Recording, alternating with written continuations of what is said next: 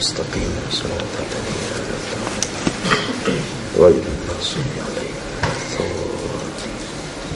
بسم الله الرحمن الرحيم. قل الله أحد الله الصمد لم يلد ولم يولد. بسم الله الرحمن الرحيم. قل الله أحد الله الصمد لم يلد ولم يولد. بسم الله الرحمن الرحيم. قل الله أحد الله الصمد لم يلد. درود بھیجے گا محمد و آل محمد.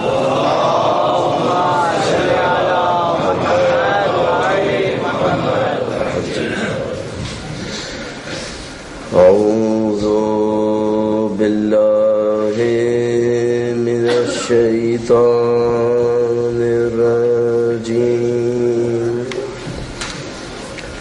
بسم اللہ الرحمن الرحیم. الحمد للہ رب العالمین والصلاة والسلام على سید الانبیاء والمرسلین حبیب الہ العالمین بالقاسم محمد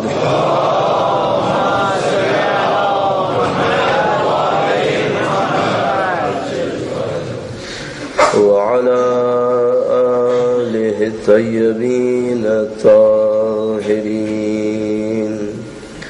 سيما بقية الله في الأراضين. قال الله تعالى في كتابه الكريم بسم الله الرحمن الرحيم. أم حسبت أن أصحاب الكهف والرقيم كانوا من آياتنا عجبا. درود بھیجے گا محمد و آل محمد.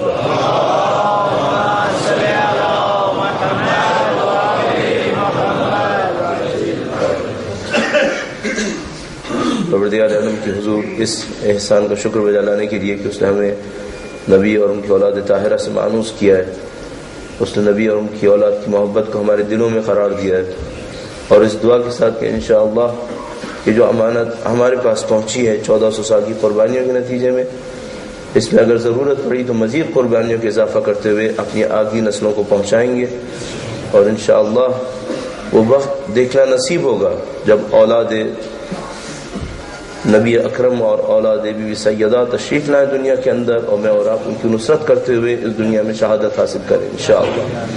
مولا کے ظہور میں تعجیل کی دعا کے لیے درود بھیجیں محمد و آل محمد.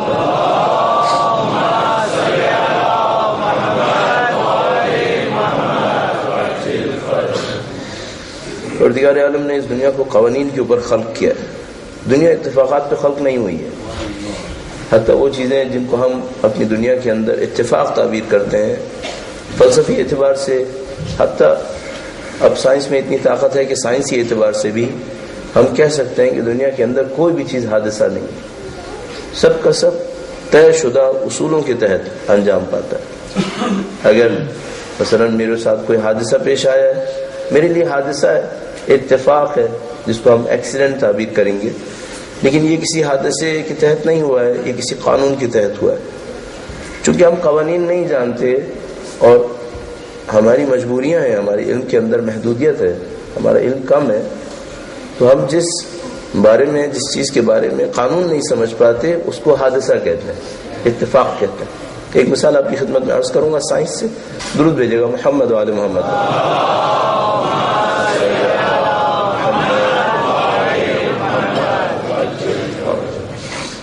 بہت زیادہ عرصہ نہیں گزرا جب انسانیت کو بلڈ کے گروپس کے بارے میں پتہ چلا کہ انسان کی بلڈ میں کچھ گروپس ہیں.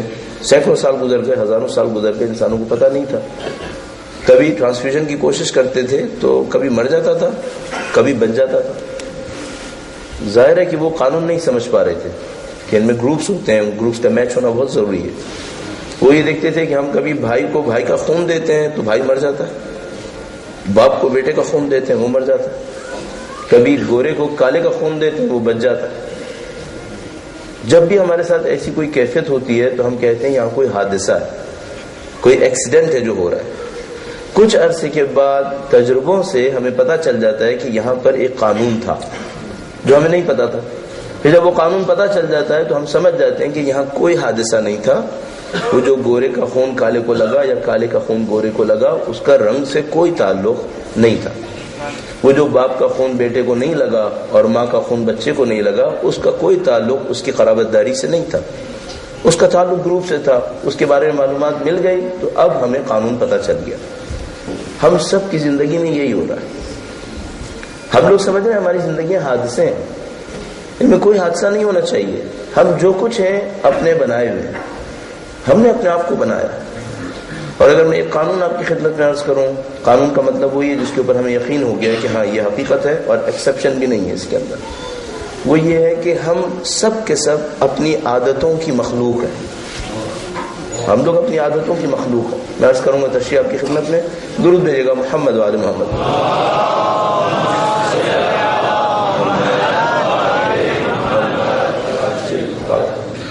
اس قسم کی مجالس میں ہمارے سامنے دو آپشنز ہوتے ہیں۔ ایک یہ ہوتا ہے کہ تفصیل میں نہ جائیں، سطحیات کے اوپر رہیں، اوپر بات کرتے ہوئے چلے جائیں۔ آدھوں کو سمجھ میں آ گیا، آدھوں کو نہیں سمجھ میں آیا، کوئی بات نہیں، سب کو سمجھانا شاید ممکن بھی نہ ہو۔ کبھی ہم یہ سوچتے ہیں کہ جلدی کی کیا ضرورت ہے، ٹھہر کے بات کریں گے، آسان باتیں کریں گے، اور جتنی بھی باتیں کریں گے اس طرح سے کریں گے کہ بھئی کم سے کم 80% لوگ تو فائدہ لے کر جائیں۔ کلاسز میں بھی ایسے ہی ہوتا تھا، ہم جب اسکول میں پڑھاتے تھے، کالجز یونیورسٹیز میں، تو ہمیں پتا ہوتا تھا کہ 20% ایسے بچے ہوں گے جن کو کچھ سمجھ میں نہیں آئے گا۔ آئنسٹائن بھی پڑھائے تو ان کو کچھ سمجھ میں نہیں آئے گا۔ 20% ایسے ہیں ان کو کوئی بیوقوف بھی پڑھائے تو وہ خود سے سمجھ جائیں گے۔ 60% ایسے ہوتے ہیں جو فلکچویٹ کرتے رہتے ہیں، اگر آپ نے محنت کر لی تو وہ سیکھ جائیں گے، آپ نے محنت نہیں کی وہ نہیں سیکھیں گے۔ تو اب طے یہ کرنا ہوتا ہے کہ بھئی آپ نے زیادہ میٹیریل دینا ہے، زیادہ میٹر دینا ہے، آپ نے تیزی سے دینا ہے، یعنی کہ نہیں 10 دن ہے، تیزی کی کیا ضرورت ہے، سکون سے بات کی جائے، ایک بات کو کھول کے بیان کیا جائے۔ اچھا، اس میں خطرہ یہ ہوتا ہے کہ بھئی آپ نے پورا دن لگا دیا، 1 گھنٹہ لگایا اور 1 یا 2 بات آپ کر پائیں۔ آخر میں مجھے یہ سمجھ میں آیا ہے کہ یہ اس سے بہتر ہے کہ 10 نکات کہے جائیں اور فائدہ اٹھانے والے 20% لوگ۔ ابھی سمجھ میں آتا ہے کہ یہ شاید زیادہ بہتر ہے۔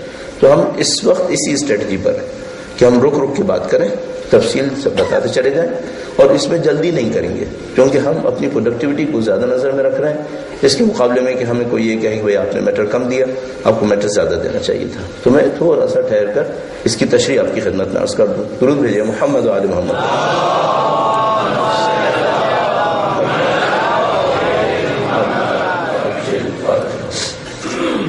آپ میں سے جو لوگ اپنی میموری کے اندر کچھ چیزیں محفوظ کرنے کی عادت رکھتے ہوں، جب میں قانون کہوں تو وہ اس کو ضرور محفوظ کر لیں۔ نہیں کہہ رہا کہ آپ من مان لیجئے، یہ نہیں کہہ رہا، محفوظ کر لیجئے، سوچ لیجئے کہ شاید صحیح نکل آئے۔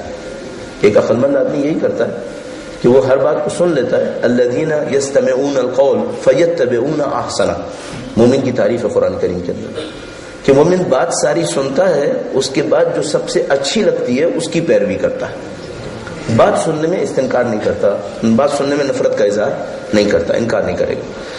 تو صاحب یہاں پر ایک مسئلہ ہے، وہ یہ قانون ہے جو سمجھ میں آیا ہے، وہ یہ کہ ہم لوگ اپنی عادتوں کی مخلوق ہیں۔ کیا ہے اس کا مطلب؟ مثلا میری عمر اس وقت فرض فرمائیے 45 سال ہے، اس وقت جو میری شخصیت ہے یہ کس نے بنائی ہے؟ کچھ عرصے کے بعد میں 60 سال کا ہو جاؤں گا، اس وقت میری شخصیت کس نے بنائی ہوگی؟ آیا زندگی کے چھوٹے واقعات نے بنائی ہے یا میری عادتوں نے مجھے بنایا ہے؟ یہ میں آپ کی خدمت میں عرض کر رہا ہوں۔ ایک دن کے واقعات شخصیت نہیں بناتے، عادتیں انسان کی ہوتی ہیں، وہ اس کی شخصیت بنا رہی ہوتی ہے۔ آپ سے کوئی پوچھے کہ فلاں کے بارے میں آپ کی کیا رائے ہے، تو آپ یہ نہیں کرے دیں گے کہ 10 سال کے اندر اس نے 1 دن فلاں کام کیا تھا۔ اگر آپ یہ کریں بھی تو یہ علمی لحاظ سے صحیح نہیں ہوگا، سائنٹیفک یہ کام نہیں ہوگا آپ کا۔ آپ کو یہ سوچنا پڑے گا جو اس کی مستقل عادتیں ہیں ان کی روشنی میں یہ بندہ کیسا بندہ ہے۔ اب آپ ایک اس قانون کی روشنی میں اپنے آپ سے ایک سوال کر لیجیے گا، چونکہ ہمارا ہمیشہ کام یہ کہ ہم کچھ کام دیں گے تاکہ آپ کچھ امپروومنٹ دیکھیں. آپ کو یاد ہوگا میں نے آپ کی خدمت میں عرض کیا تھا کسی ایک برائی کو چھوڑ دیجیے گا، کسی ایک برائی کو چھوڑ دیجیے. اب اس قانون کی روشنی میں ہم جو کچھ ہیں اپنی عادتوں کی مخلوق ہیں، اور بخدا عرض کر رہا ہوں آپ کی خدمت میں، یہاں سے مریں گے برزخ میں جائیں گے، جز عادتوں کے کچھ نہیں بچے گا، صرف ہماری عادتیں بچیں گی. آپ نے 25 سال میں ایک دن ایک کام کیا، اس پہ جزا ملے گی، خدا کسی عمل خیر کو ضائع نہیں ہونے دے گا، لیکن جو آپ کا وجود بنے گا برزخ کے اندر وہ آپ کی عادتیں بنائیں گی. آپ خوبصورت بنیں گے، بدصورت بنیں گے، انسان بنیں گے، نعوذ باللہ کچھ اور بنیں گے، سب کا سب عادتوں سے بنے گا. اس دنیا میں ہم جو کچھ ہیں وہ اپنی عادتوں پر ہیں، برزخ میں 100% ہم لوگ عادتوں کے نتیجے ہیں، اور جب تک قیامت میں پہنچیں گے انہی عادتوں کو جھیلتے ہوئے جائیں گے. اب میں آپ سے صرف ایک بات عرض کروں گا اس سلسلے میں، اپنے آپ سے ایک سوال کیجیے گا، بہت امپورٹنٹ کوشچن. جب کوئی بہت خاص بات کرنے لگتا ہوں تو میں درود بھجوا دیتا ہوں تاکہ اس کی برکت سے ہمیں بات کہنا آسان ہو جائے، ہماری لڑکھڑاتی زبان میں کوئی تاثیر خدا نبی کے نام پر ڈال دے. درود بھیجے محمد.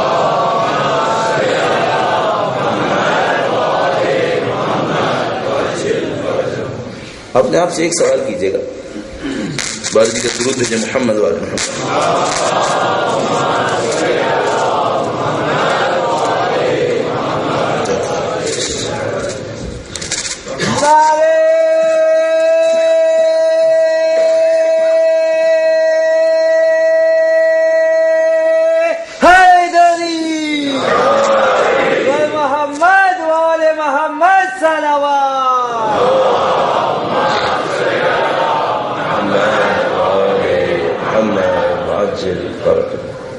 اپنے آپ سے ایک سوال کیجیے گا، آپ کے مخلص دوست جو آپ کے مخلصین دوست، رشتہ دار، ماں باپ، کوئی بھی جو آپ کے مخلص ہیں، وہ آپ کے اندر کون سی عادت سے سب سے زیادہ پریشان ہے،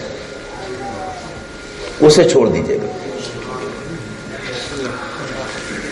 ایک اور قانون عرض کرتا ہوں، ایک قانون یہ تھا، ہم مخلوق ہیں اپنی عادتوں کی، اس دنیا میں بھی آگے دنیا میں بھی. دوسرا قانون، جو کچھ آپ انسانوں میں تقسیم کریں گے وہ آپ کے پاس بڑھ کر واپس آئے گا.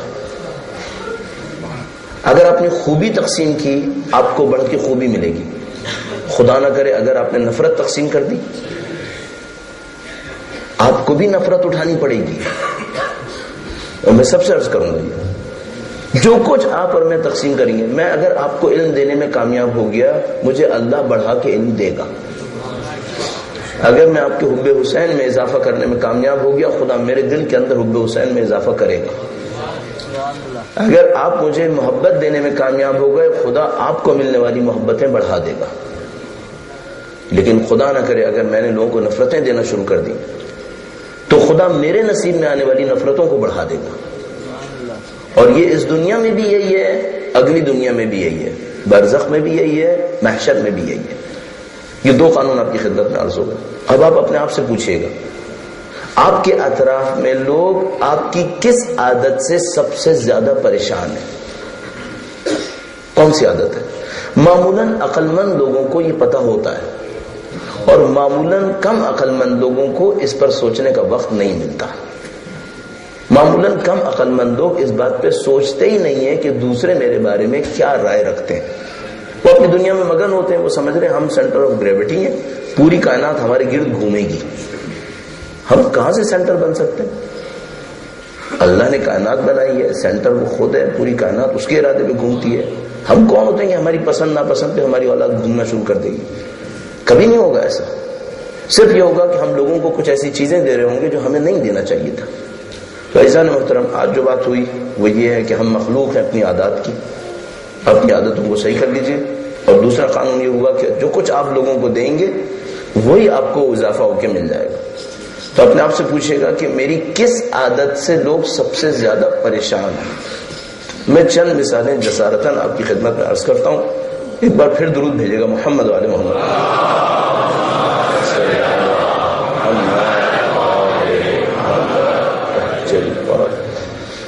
ہم اس طرح سوال کر سکتے ہیں کہ ہم اپنے مخلصین سے یہ کہیں کہ میرے اندر کون سی ایسی چیز ہے جو اگر نہ ہوتی تو تمہارے نزدیک میں اچھا انسان اور اچھا ہو جاتا.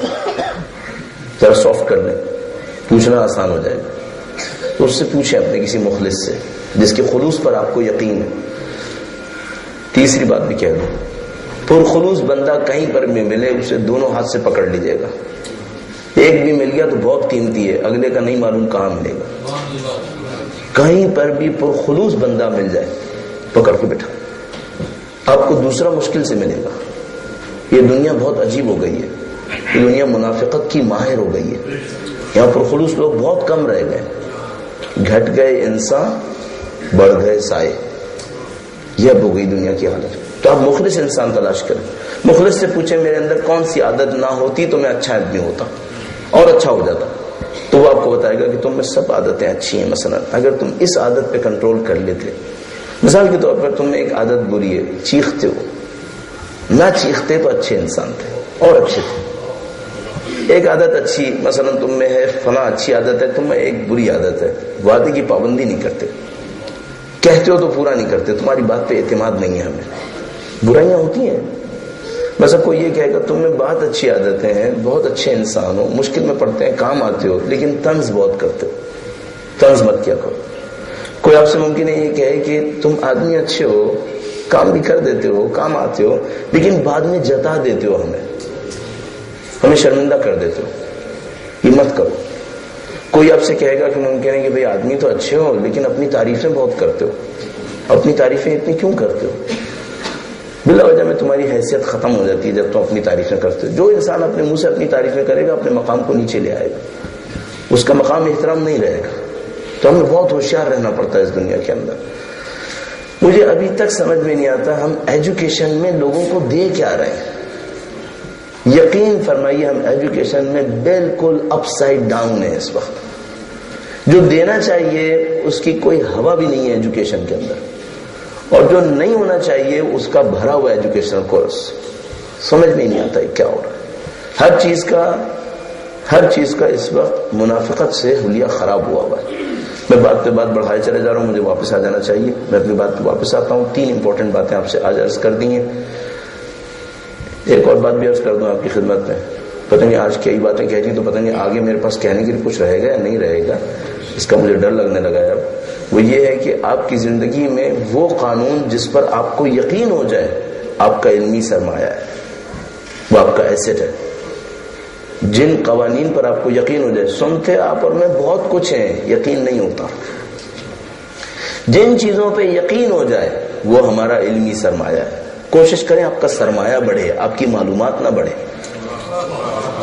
معلومات بڑھانے کا اتنا فائدہ نہیں ہے, وہ تو یوں سمجھ لیجیے کتابیں جو لدے چلی جا رہی ہیں. سرمایہ بڑھائے اپنا. جو اچھا بزنس مین ہوتا ہے اس کے ایسٹس زیادہ ہوتے ہیں. جس کے ایسٹ زیادہ ہوتے ہیں اس کا کیپٹل زیادہ ہے, اس کی انویسٹمنٹ ہیوج ہوتی ہے, اس کا ریٹرن بہت زیادہ ہوتا ہے.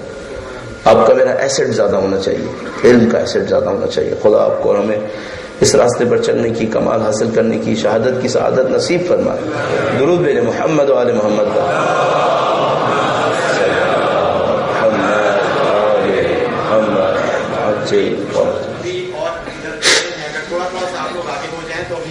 اور بھی لوگ ہیں باہر سے آ رہے ہیں جن کے لیے جگہ بن جائے, پلیز آپ کو سلوات پر محمد و آل محمد. اللہم صل علی محمد و آل محمد وعجل فرج.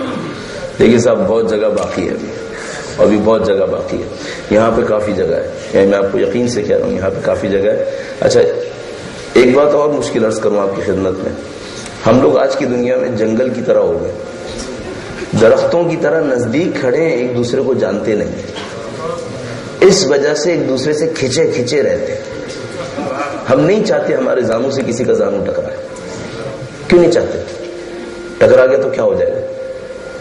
اللہ کے رسول اپنے کسی مومن سے ملتے تھے اسے گلے لگا دیا کرتے تھے.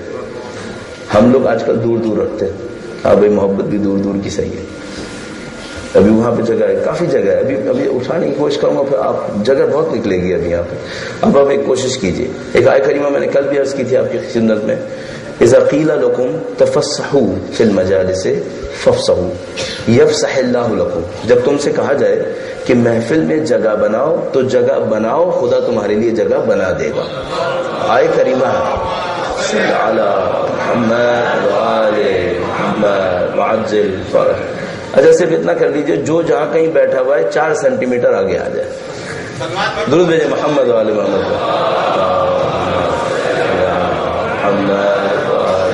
محمد وعجل فرج. دیکھیے کافی جگہ بننا شروع ہو گئی ماشاءاللہ. اگلی دفعہ 8 کہوں گا انشاءاللہ. اللہم صل علی محمد وآل محمد وعجل فرج.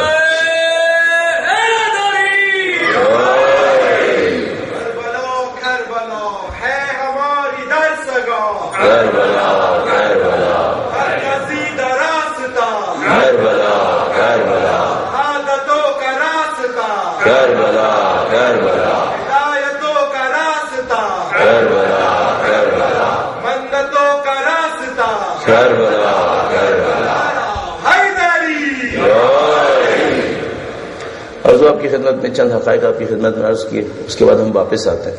پروردگار نے ہمیں اس دنیا میں قوانین کے ساتھ بھیجا ہے، اور ان قوانین میں سے ایک قانون یہ ہے کہ جو دنیا میں طلب کریں گے وہ مل جائے گا.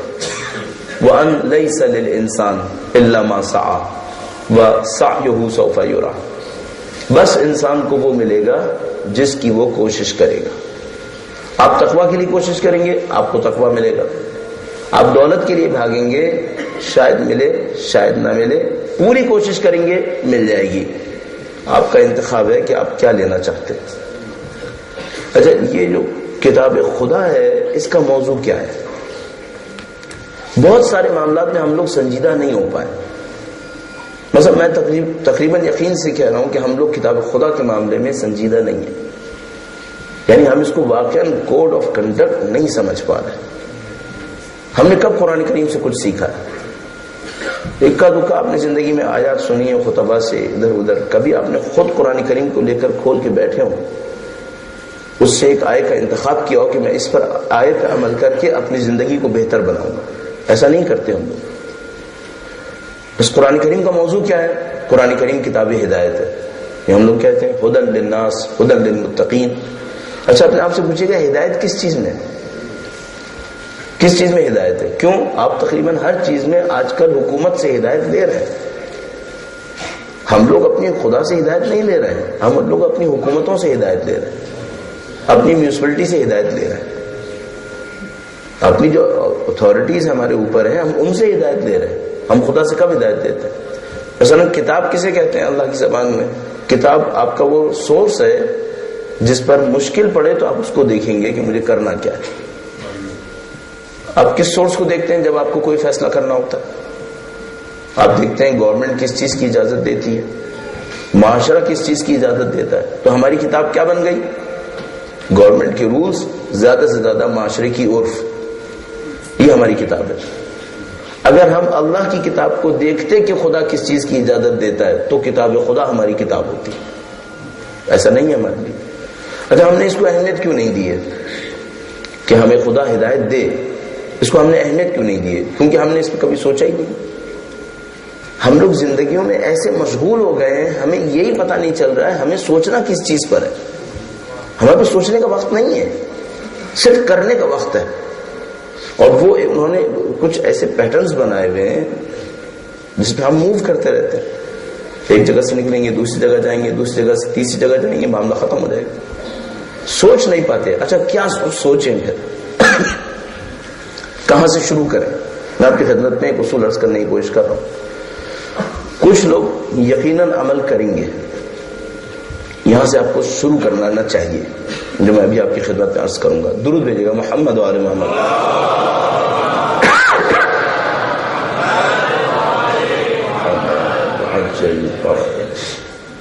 کہاں سے ہمیں شروع کرنا چاہیے؟ ہمیں یہاں سے شروع کرنا چاہیے جس کو آپ لوگ 5 Ws کہتے ہیں. کچھ لوگ ہمیں یہاں سے شروع کرنا چاہیے. سب سے پہلا سوال، میں کون؟ میں خود کون؟ اچھا آپ کہیں گے بھائی کون کا مطلب کیا ہے؟ ہمارا ID کارڈ ہے، ہمارے پاس پاسپورٹ ہے، یہ ہے وہ ہے، سب کون پتہ ہے کون؟ اتنے انجان بھی نہیں ہے بھارت. نہیں، کون کا مطلب یہ ہے کہ آپ کی حقیقت کیا ہے. حقیقت کا مطلب کیا ہوتا ہے؟ جب آپ دنیا میں آئے اس سے پہلے کہیں اور تھے کیا؟ کہاں تھے؟ جب یہاں سے جائیں گے تو کہاں جائیں گے؟ اچھا ان کے سادے سادے جواب ہیں آپ کے پاس. آپ کہیں گے بھائی ہم اس دنیا سے نکلیں گے قبر میں جائیں گے. صرف گڈھے میں ہی رہیں گے؟ 1.5-2 گز کا گڈھا بھائی اسی میں رہنا ہے یا کہیں اور جائیں گے؟ کہاں جائیں گے؟ اور جو خدا نے آپ کو دیا ہے وہ کیا کیا دیا ہے؟ اچھا ہم سب کو صرف ایک چیز پتا ہے جو خدا نے ہمیں دی ہے. وہ کیا ہے؟ وہ ہمارا بدن. اس سے زیادہ کا ہمیں نہیں پتا. عجیب مشکل ہمارے ساتھ یہ ہے کہ ہمارے پاس جتنا بھی سائنس ہے وہ یا باؤنڈریز پہ کام کر رہا ہے یا فزیکل نیچر کے اوپر کام کر رہا ہے. اس سے زیادہ کوئی کام نہیں ہو رہا. ہم صرف باؤنڈریز پہ کام کر رہے ہیں اور ریالٹیز کے اوپر کام نہیں کر رہے. یہ سائنس کی پرابلم ہے اس وقت. اور اس کو وہ کہتے ہیں کہ وہ سائنٹیفک ہے ہی نہیں اصلا. یعنی مثال کے طور پر یہ باڈی پہ کام کریں گے, دیکھیں گے بیماریاں کیا ہوتی ہیں, علاج کیا ہوتے ہیں.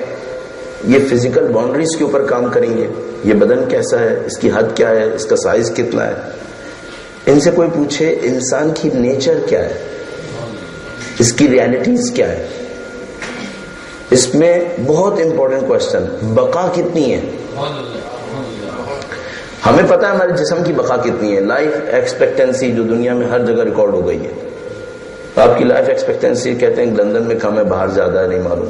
پھر تو آپ نہیں کہہ سکتے باہر کیا ہونے والا ہے. تو یہ ہمیں پتا ہے لائف ایکسپیکٹنسی, ہمیں باڈی کا پتا ہے. اچھا ہمیں پتا ہے کہ روح کی بقا کتنی ہے. ہمیں اپنی فزیکل اسٹرینتھ پتا ہے, اتنے ٹیمپریچر کے اوپر صحیح کام کریں گے, اس سے زیادہ ٹیمپریچر ہوا تو معاملہ خراب ہو جائے گا. اتنا اگر ٹھنڈا ہو گیا تو صحیح کام کریں گے, اس سے زیادہ ٹھنڈا ہو گیا تو معاملہ خراب ہو جائے گا.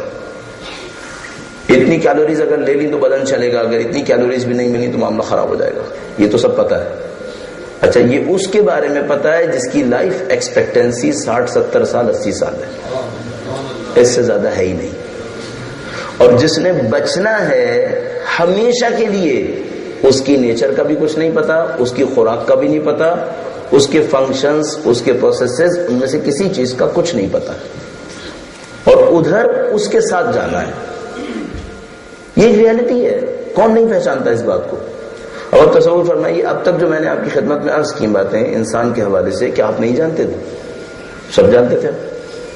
تو اس پہ توجہ کیوں نہیں دی ابھی تک؟ یہ ہماری مشکل ہے. ہمارے پاس سوچنے کے لیے وقت نہیں ہے. اچھا اب ایک اور مسئلہ ہے بھائی, یہ جو دینی رہنما اتنے بولتے ہیں, اتنی مجالس ہوتی ہیں, ان میں یہ باتیں ڈسکس کیوں نہیں کرتے لوگ؟ ہم جیسے سب بولنے والوں کو ایک بات پتہ چل گئی ہے, وہ یہ کہ اگر آپ نے کسی ایک موضوع کے اوپر تھوڑا سا بھی گہرائی دینے کی کوشش کی تو پبلک ہاتھ سے نکل جائے گی. ماڈرن ٹائمز کی ایک بہت بڑی مشکل لیک آف کنسنٹریشن ہے. ابھی پبلک اسکول میں کلاس 8 کے اندر پڑھا رہا تھا کیمبرج میں, ایک بچہ میرے سامنے آیا, میں نے اس کو دیکھا, یا کلاس 7 تھی, بہت پہلے کی بات کر رہا ہوں, 97 تھا میرے خیال میں. میرے سامنے آیا, میں نے اس کو دیکھا, پہلی دفعہ مجھے نظر آیا تھا اسکول کے اندر. میں نے اس کو دیکھا, میں نے کہا تم امریکہ سے کب آئے؟ کہنے لگا اچھا, اور آپ نے تو پہلی دفعہ مجھے دیکھا ہے, ابھی تو آپ کو نام بھی نہیں پتا ہے, چند ہی دن تو ہوئے, میرا ایڈمیشن ہوا ہے, پہلی کلاس آپ کے ساتھ ہے, آپ کو یہ بھی پتا ہے کہ میں امریکہ سے آیا ہوں؟ میں نے کہا پتا ہے. کب آئے؟ کہنے لگا اس وقت آیا. کہنے لگا آپ کو پتا کیسے چلا؟ میں نے کہا دیکھو تمہاری باڈی میں سکون نہیں ہے, تم ہل رہے ہو, اور یہ جو ہلتی ہوئی باڈیز ہیں یہ ویسٹ کا فینومینا ہے, اور یہ اپنی ٹف پوزیشن میں امریکہ کے اندر پایا جاتا ہے. تم امریکہ سے آئے ہو, تم حتی برطانیہ سے بھی نہیں آئے ہو, ورنہ تھوڑا کم ہلتے تو صحیح بات ہے. یہ ہے مشکل, جانی پہچانی مشکل ہے, لیک آف کنسنٹریشن. اچھا لیک آف کنسنٹریشن کیا ہے؟ آپ نے کسی موضوع کے اوپر 15 منٹ 10 منٹ بھی بات کی, لوگ ہاتھ سے نکل گئے, ادھر ادھر دیکھنا شروع کر دیں گے, پریشان ہونا شروع ہو جائیں گے, وہ کہیں گے بھائی پتہ نہیں کیسی باتیں ہو رہی, کچھ سمجھ میں نہیں آ رہا ہے. اچھا اب چونکہ سب بیٹھنے والوں کو یہ بات پتا ہے کہ بھائی 10 منٹ بھی اگر کوئی بات کر دی تو بندہ ادھر سے ادھر ہو جائے گا, تو یہ کیا کر رہے ہوتے ہیں, سب کے سب 3-4 منٹ کے بعد کوئی واقعہ سنا کر, کوئی ادھر ادھر کی چیز سنا کے معاملے کو آگے بڑھا دیتے ہیں. ڈیپتھ نہیں دے پا رہے, ڈیپتھ نہیں دے پا رہے. کیوں؟ ہماری مجالس کے اندر علم کی گہرائی نہیں ہے. یقین فرمائیے ہم اپنی مجالس کو کسی بھی یونیورسٹی کے تھیسس کے طور پر تو چھوڑ دیجئے, ریسرچ پیپر کے طور پہ بھی پیش نہیں کر پائیں گے. ابھی کیوں نہیں پیش کر پائیں گے؟ ڈیپتھ نہیں ہے. کام نہیں ہو رہا ہے. کیوں؟ اچھا جو بولنے والے کیا ان میں علم نہیں ہے کیا؟ علم تو ہے، سننے والے سننا کہاں چاہتے ہیں؟ وہ سچی باتیں سننا چاہتے ہیں. وہ کہتے ہیں 2-4 باتیں سناؤ، معاملے کو ختم کرو. بھائی 25 منٹ سے زیادہ ٹائم نہیں ہے ہمارے پاس، دماغ تھکنے لگتا ہے. یہ ہم لوگوں کی مشکل ہے. تو ہمارے پاس گہرائی نہیں ہے. جب گہرائی نہیں ہے تو سب سے بڑا ایشو ہم سالو بھی نہیں کر پا رہے. وہ کیا ایشو ہے؟ ہم ہیں کون؟ اچھا ہم نے جب اس کے اوپر سوچا ہی نہیں تو ہم نے ڈیسیشنز کیسے لیے؟ ہمارے ڈیسیشنز میں بھی لاجک نہیں ہے. ہمارے ڈیسیشنز آٹو کے اوپر چل رہے ہیں. ہم اپنے ڈیسیشنز کے اندر ارادے سے عمل نہیں کر رہے. ہم گویا اس آٹو پہ رکھی ہوئی ایک مشین ہے جس نے خود سے فیصلے کرنے اور چلنا ہے. ہمارے ڈیسیشن ہمارے ہاتھ سے نہیں ہو رہے ہیں. آپ کی لائف کے پتہ نہیں کتنے ڈیسیشن ہیں جو آپ نے نہیں کیے ہیں، کسی نے کروا دیے آپ سے. اور مزے کی بات یہ کہ جب اس نے فیصلے کروائے تو آپ خوشی سے پھول رہے تھے کہ آپ نے فیصلے کیے. آپ اس توہم میں مبتلا تھے کہ میں آزاد ہوں، جبکہ آپ آزاد نہیں تھے. آپ کر ہی وہی رہے تھے جو اس نے سسٹم بنایا تھا کہ آپ یہی کریں گے. اس نے 5 آپشن آپ کے سامنے رکھے تو اس کو پتا تھا کہ 5 سے آگے نہیں جائے گا اس کا دماغ، 5 میں ہی رہنا ہے اس نے. ان 5 میں سے آپ نے ایک کا انتخاب کیا اور بڑے خوش کہ میں نے دیکھو 5 آپشنز میں سے ایک کا انتخاب کیا، میں نے اپنا کام خود کیا. 5 کے علاوہ 6 کیوں نہیں کر لیے؟ پھر انہوں نے پھنسا دیا ہم سب کو، سسٹم کریٹ کر دیا ہے انہوں نے. ہم لوگ اس کے اندر لاک ہوئے ہوئے. اچھا اب ہمارے پاس موقع ہی نہیں ہے کہ ہم سوچیں بھائی ہم انسان ہیں، خدا نے انسان کو بنایا کیا ہے. مثلا اگر آپ اس موضوع پہ سوچنا چاہتے ہیں تو کیا کیا سوچیں. میں 2-4 پوائنٹس آپ کی خدمت میں عرض کرتا ہوں. درود بھیجیے گا محمد و آل محمد پر.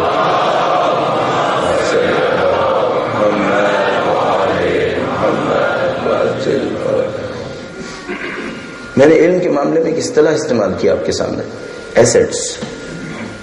اپنے آپ سے پوچھے گا اب تک کی زندگی میں اللہ کے دین کی روشنی میں آپ کے ایسٹس کیا ہیں؟ آپ کے پاس ایک مرسیڈیز بینز ہے، اللہ کی دین کی روشنی میں یہ ایسٹ ہے؟ نہیں. 500 گز کا گھر ہے، اللہ کی دین کی روشنی میں ایسٹ ہے؟ چاہے لندن میں ہی کیوں نہ ہو، نہیں ہے. آپ نے اتنا بینک بیلنس بنا لیا ہے، اتنا بزنس ایکسپینڈ کر لیا ہے، آپ کے پاس 25 ڈگریاں ہیں، کچھ اور نہ سوچیں تو یہ ایسٹ ہے؟ نہیں، ایسٹ نہیں ہے. کب ایسٹ بنے گا؟ کسی اور چیز کی روشنی میں ایسٹ بنے گا. وہ کیا ہے؟ ایک کوشچن، اب تک اللہ کی خاطر کیا کیا ہے؟ اب تک یہ تو بہت کچھ کر لیا، اللہ کی خاطر کیا کیا ہے؟ یہ آپ کا ایسٹ ہے اللہ کی دین کی روشنی میں. اپنے آپ سے پوچھیے گا اب تک کیا ہوا میرے ساتھ، میری زندگی کے ایسٹس کیا ہے؟ اچھا مثلا میں کہوں گا کہ میں نے فلاں مسجد بنائی ہے، فلاں مدرسہ بنایا ہے، فلاں لائبریری بنائی ہے، ان سب کے اوپر لوگوں کے سامنے چیخ چیخ کر داد تحسین لے چکا ہوں. اللہ کے نزدیک یہ ایسٹ نہیں رہا ہے. لوگوں کے لیے کیا تھا، لوگوں سے لے چکا ہوں. اور اگر لوگوں کے لیے نہ کیا ہوتا تو پھر لوگوں کے سامنے چلا چلا کے کہا کیوں تھا میں نے کیا، میں نے کیا، میں نے کیا. کیوں کہا؟ کیا اللہ دیکھ نہیں رہا تھا؟ یہ ہماری مشکل ہے. ہمارے پاس ایسٹس نہیں ہے. ہم 50 سال 60 سال کے بعد 70 سال کے بعد دنیا سے جب جانے لگتے ہیں اچانک دماغ میں آتا ہے کہ ان میں سے کون سی چیز ہے جو ایسٹ ہے. ایسٹ کون سی چیز ہوتی ہے جس پر آپ محنت نہیں کریں گے آپ کو پھر بھی انکم دے گی. آپ محنت کر بھی نہیں سکتے، دنیا سے چلے جائیں گے تو پھر محنت کہاں کریں گے آپ؟ ٹائم ہی ختم ہو گیا. آپ اس بات کو سوچئے آپ کی اچیومنٹس کیا ہیں اس دنیا کے اندر. انسان، اب بہت بڑا کوشچن، انسان کا اصلی کمال کیا ہے یہ ہمیں پتا چل جائے. دنیا میں جو کمال ہے وہ ہمیں پتا ہے. دنیا جو ہمارے سامنے کمالات رکھ رہی ہے وہ تو ہم سب کو پتا ہے. دنیا میں کیا کمال ہے؟ دنیا میں ایک کمال یہ کہ آپ کے پاس پیسہ ہونا چاہیے، ایک کمال یہ ہے کہ تھوڑی آپ کے پاس رسپیکٹ ہونی چاہیے، ایک کمال یہ ہے کہ تھوڑی آپ کے پاس طاقت ہونی چاہیے. جتنی زیادہ یہ 3 ہو جائیں اتنا ہی اچھا ہے. ان سب کے نتیجے میں نفسانی خواہشات بھر بھر کی پوری ہونی چاہیے. یہ دنیا کے کمال ہوگا. آپ نے اب تک سمجھ لیا ہے کہ اللہ کے نزدیک کمال کیا ہے؟ کتنی پلاننگ کی آپ نے اپنا MBA کرنے کے لیے؟ میں نہیں کہہ رہا نہ کریں، اس کے اوپر کتنی پلاننگ کی ہے، کتنی انویسٹمنٹ کی ہے آپ نے اور آپ کے والدین نے؟ اللہ کے دیے ہوئے کس کمال کے اوپر اس میں سے 25% بھی محنت کی ہے؟ نہیں کیا. اس خاطر ہم اس انسانیت سے محروم ہوتے جا رہے ہیں جس کے لیے خدا نے ہمیں خلق کیا تھا. اب ہم سایوں میں تبدیل ہو گئے. مشین کے ٹولز بنے ہوئے ہیں، مشین کے پرزے بنے ہوئے ہیں، وہ مشین چل رہی ہے، بڑی خوبصورت ہے، چمک رہی ہے، کچھ پرزوں پہ گند لگا ہوا ہے، وہ اچھے پرزے نہیں ہیں، کچھ پرزے بڑے چمک رہے ہیں، بڑے برلینٹ ٹائپ کے ہیں، وہ سپارکلنگ ہے، وہ بڑے خوبصورت پرزے ہیں. تو ہم میں سے کوئی اس مشین کا گندا پرزہ ہے، کوئی اچھا خوبصورت پرزہ ہے. ابھی تک خدا کی مشین کے پرزے نہیں بنے. اچھا، اب ان سب کے نتیجے میں کرنا کیا ہے؟ اتنی باتیں میں نے آپ کی خدمت میں عرض کر دی. درود بھیجے گا محمد وعلی محمد.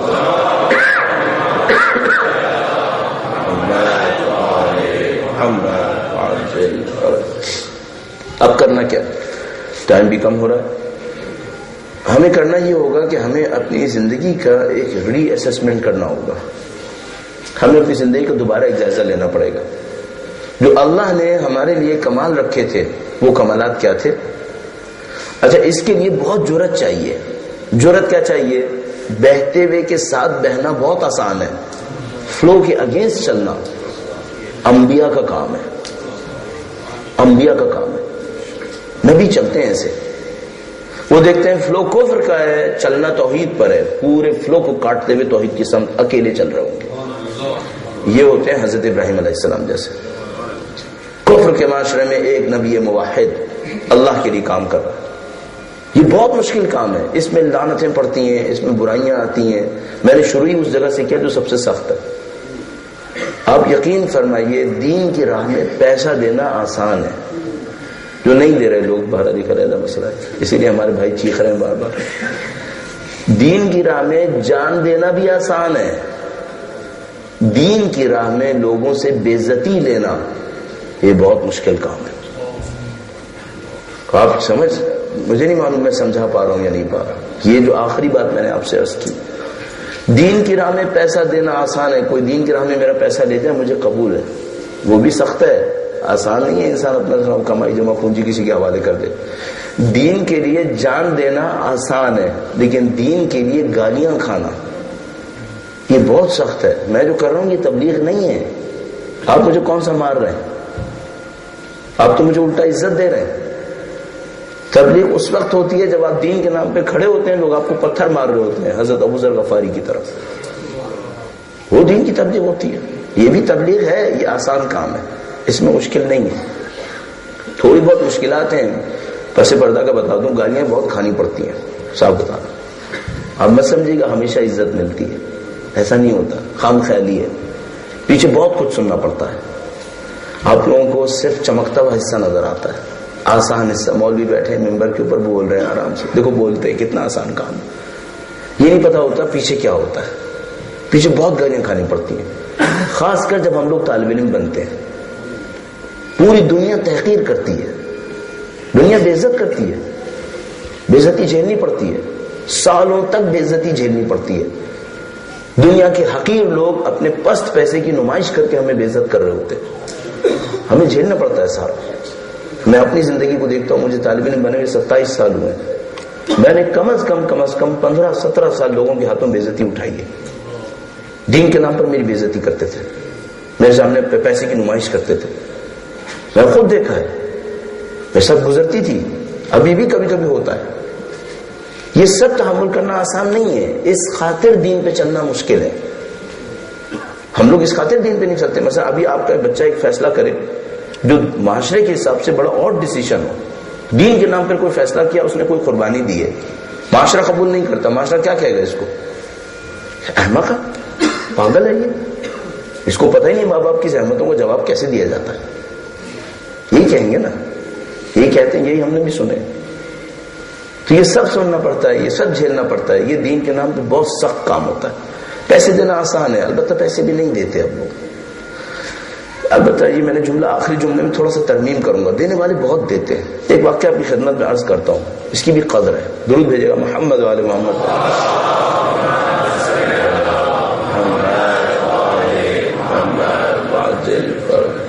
آیت اللہ مرشی نجفی کا آپ نے نام سنا ہوگا. قوم کے اندر ہوتے تھے، انہوں نے کتاب خانہ بنایا تھا، لائبریری. دنیا کی بڑی لائبریریز میں سے ایک ہے. ایک پروفیسر صاحب نے یہیں سے انہوں نے پی ایچ ڈی کیا تھا، پھر پوسٹ ڈاک بھی کیا. وہ یہ کہہ رہے تھے کہ ان کے حساب سے جو انہوں نے کم از کم سرچ کی ہے، اگر کچھ ٹیکنیکلٹیز کے اوپر آیت اللہ مرشی کا کتاب خانہ توجہ دے دے تو کہنے کے کہ کم از کم کانگریس کے بعد سب سے بڑا ہو سکتا ہے، کوئی مسئلہ نہیں ہے اس کے اندر. انہوں نے کہا مجھ سے آیت اللہ مرشی نجفی یہ حوض علم میں چلاتے تھے، اس میں ظاہر پیسہ بھی چاہیے ہوتا تھا. ایک دفعہ پیسہ نہیں تھا، بالکل پیسے ختم ہو گئے، بڑے پریشان ہوئے. تو وہ کبھی گلی سے گزرتے تھے، میں ان گلیوں میں گزر چکا ہوں، بہت مقدس جگہ تھی واقعا. ان کی بات ہی کچھ اور تھی اس ٹائم کی. جنگ کا زمانہ تھا، بہت سخت وقت تھا، لیکن بڑا پر لطف وقت تھا، بہت مزہ آتا تھا. صبح صبح آپ نکلیں اذان سے پہلے ان گلیوں کے اندر چلیں، پتہ نہیں یقین مانی لگتا تھا جیسے فرشتے چل رہے ہیں یہاں پہ. بہت عجیب جگہ تھی. آیت اللہ مرشی نجفی وہاں پہ کہیں پہ جا رہے تھے تو وہ ہمیشہ ایک جگہ سے گزرتے تھے، ان کے گھر کے نزدیک کوئی جگہ تھی، وہاں پہ ایک قصاب بیٹھا ہوتا تھا، قصائی گوشت بیچنے والا. تو وہ ان کو سلام کرتا تھا بڑے ادب سے. تو ایک دفعہ وہ بیچارے کسی مشکل میں پھنس گئے، انہوں نے دیکھا کوئی راستہ نہیں ہے، کہیں سے کہیں تک کچھ نہیں ہے، ادائیگی ہونی ہے فوری طور پر. بڑے پریشان ہوئے، ایک آدمی کو بھیجا اس قصائی کے پاس. کہا اس قصائی سے کہو کہ میرے پاس کچھ نہیں ہے اب اپنے کاموں کو چلانے کے لیے، اگر تمہارے پاس کچھ ہے تو دے دو، تمہارے پاس کچھ ہے تو دے دو. اس قصائی نے لکھا ہوا دیکھا، بندے کی بات سنی، کہنے لگا یہیں کھڑے رہو. تو اس نے دھوتی اتاری جو قصائی پہنتے ہیں جانور کو کاٹتے وقت نا، پہلے تو سب اپنے گھروں پہ ہی کاٹتے تھے، دکانوں پہ ہی کاٹتے تھے، وہیں لٹکا لیتے تھے. تو اس نے وہ دھوتی اتاری، دھوتی کو پھیلایا، اور وہ جو گلہ ہوتا تھا جس میں پیسے رکھتے ہیں وہ یوں کر کے الٹا، اس نے سارا گلہ الٹ دیا. اس کے بعد ایک بندے کو بلایا، کیا بھائی جاؤ پوچھ کے آؤ بینک میں کتنے پیسے ہیں. اس نے بتایا بینک میں اتنے پیسے ہیں. اس نے فوراً چیک نکالا، بینک میں جتنے پیسے تھے چیک کاٹا، اس نے دھوتی کے اوپر رکھا، دھوتی کو گرہ لگائی، اور اس بندے سے کہا کہ آغا سے کہنا ان کے جد امجد کی قسم جو کچھ تھا وہ سب دے دیا. کہنا ان کے جد امجد کی قسم. محمد بلندر سلام اللہم صلی علی محمد وعلی محمد. یہ آدمی بہت عقل مند انسان تھا. اس نے دیکھا کہ دین کا رہنما مجھ سے وہ وقت مانگ رہا ہے جو کبھی کبھی ہی آئے گا، بار بار نہیں آئے گا میری زندگی کے اندر، ایک دفعہ آ گیا ہے، اگر میں صحیح انویسٹمنٹ کر لوں تو میں جیت گیا.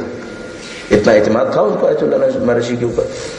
آیت اللہ مرشی نے وہ سنا، بندہ ان کے پاس آیا، بتایا کہ آؤ صاحب اس نے تو یہ کر دیا، سارے گلے کے پیسے دے دیے، وہ تو فقیر ہو گیا بیچارہ، اس نے تو سبھی کچھ دے دیا. آوا مرشی نے دھوتی ہاتھ میں اٹھائی، اس کو دعا کے لیے اٹھایا اور اللہ سے کہا اے خدایا مرعشی کو اس قصائی کے ساتھ محشور فرما، ایسے محب اہل بیت کے ساتھ محشور کر دے. اتنا اہل بیت کا چاہنے والا.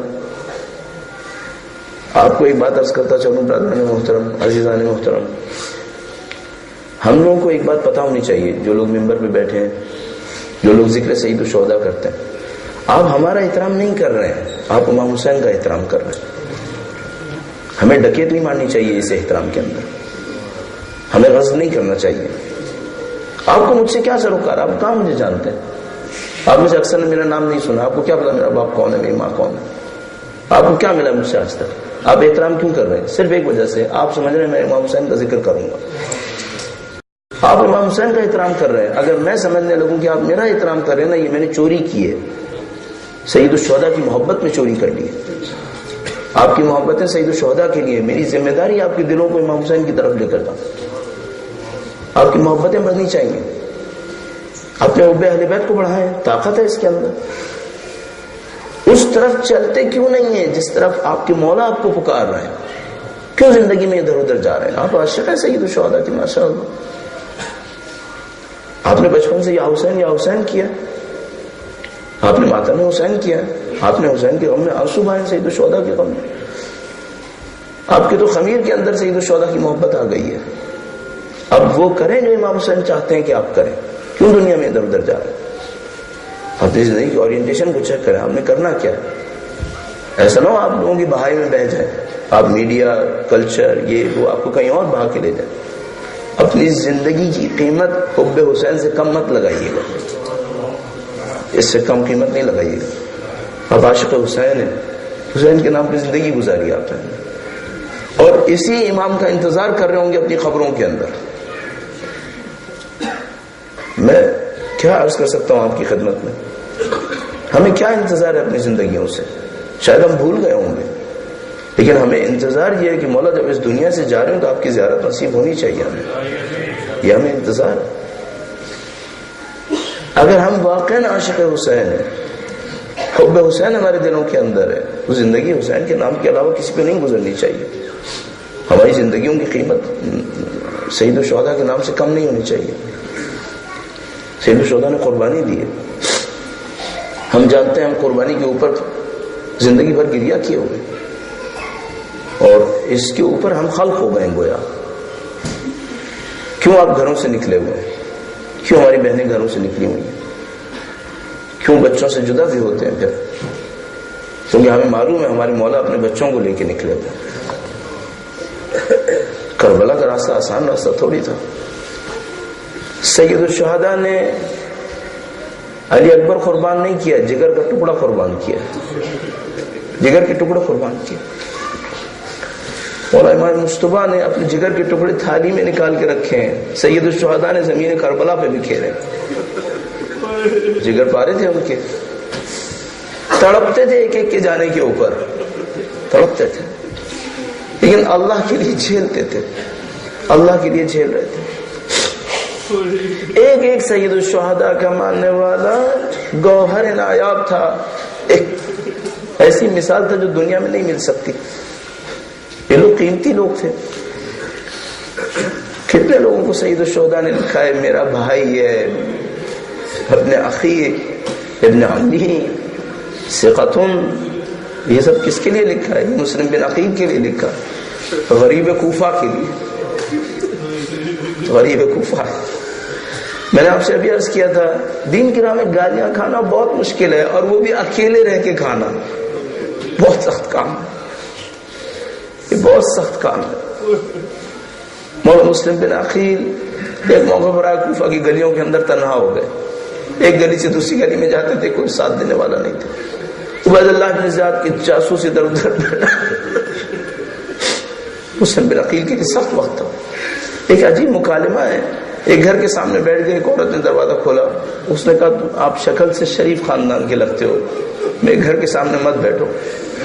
عبید اللہ بن زیاد کے جاسوس گھوم رہے ہیں، آپ کو میرے گھر کے سامنے بیٹھا دیکھا تو پتہ نہیں میرا کیا کریں گے. مسلم بن عقیل روئے تھوڑا سا. اس نے دروازہ بند کر لیا، پھر دوبارہ کھولا. اس نے کہا آپ گئے نہیں ابھی تک؟ مسلم بن عقیل نے کہا اس شہر نے مجھے خود بلایا ہے اور مجھے اکیلا چھوڑا ہے، میں غریب الوطن ہوں. اس نے کہا کہیں آپ مسلم بن عقیل تو نہیں ہے؟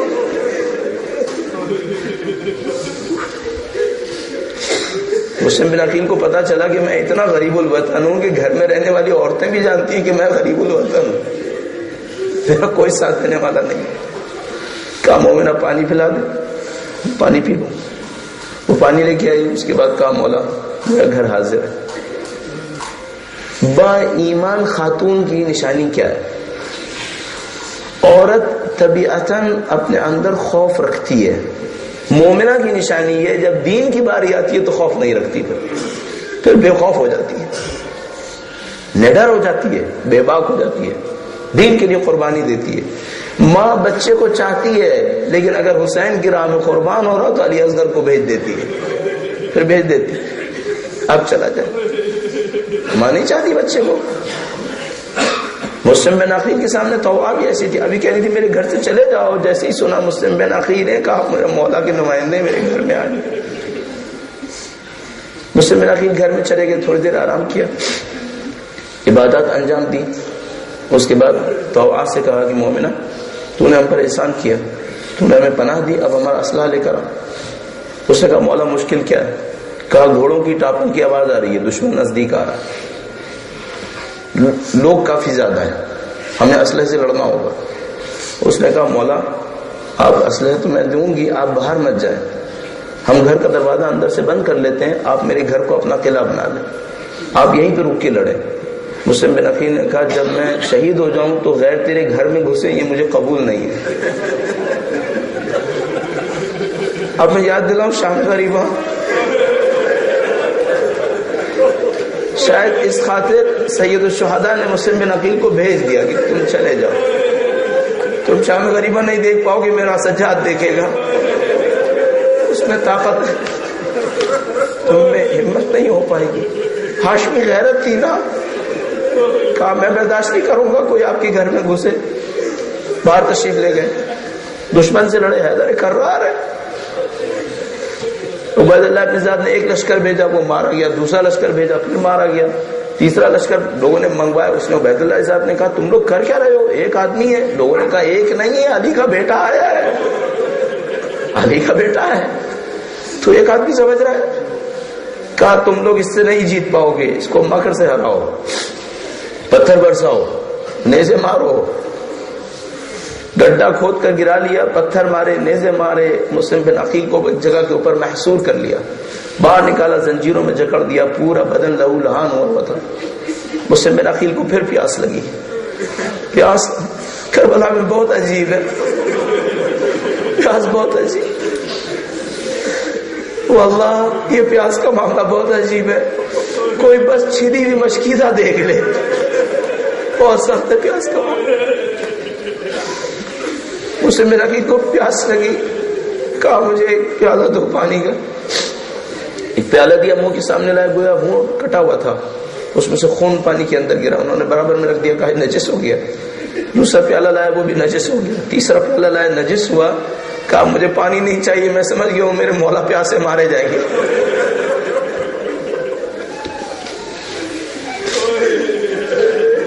عاشق حسین یہ ہے، عاشق حسین کیا کرتا ہے، جو حسین پہ مصیبت آنی ہے پہلے میرے پر آئے۔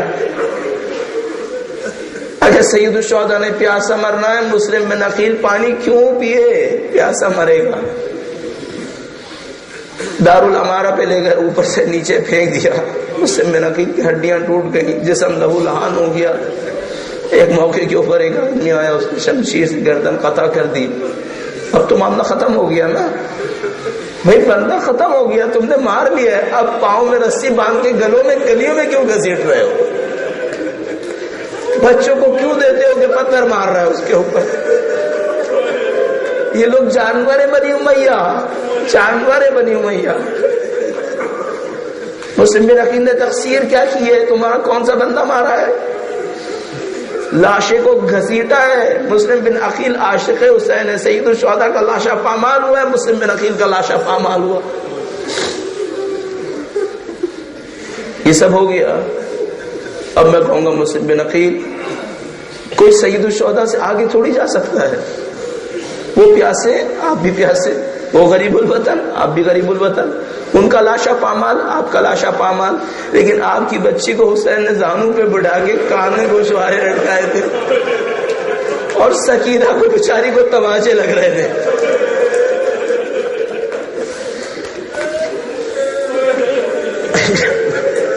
مسلم بن عقیل کی بچی نے کہا آپ تو مجھے ایسے پیار کر رہے ہیں جیسے کوئی یتیم کو پیار کرتا ہے۔ سید الشہداء نے کہا تمہارا باپ میں ہوں، میرے بچے تمہارے بھائی ہیں۔ اب میں مولا سے بس دس بستا یہی کہوں گا، مولا آئندہ یتیموں کو اتنا مت پیار کریں، یقیناً دیکھ رہی ہے بیچاری، میں یتیم ہو رہی، مجھے تماشے پڑ۔ سیعلم الذین ظلموا ای منقلب ینقلبون۔ پروردگارہ تجھے واسطہ محمد و آل محمد کا قاتلین حسین کو بدترین عذاب میں مبتلا فرما۔ جو اس دنیا میں قاتلین حسین کے حامی ہیں، قابل اصلاح نہ ہو تو واصل جہنم فرما۔ پرچم حسین کو دنیا کے کونے کونے تک پہنچانے کی طاقت نصیب فرما۔ ہماری زندگیوں کا اختتام امامت کی راہ میں شہادت قرار فرما۔ ربنا تقبل منا، تجھے واسطہ محمد و آل محمد کا اس کے صدقے میں ہمارے مولا کے ظہور میں تعجیل فرما۔ ماتم حسین۔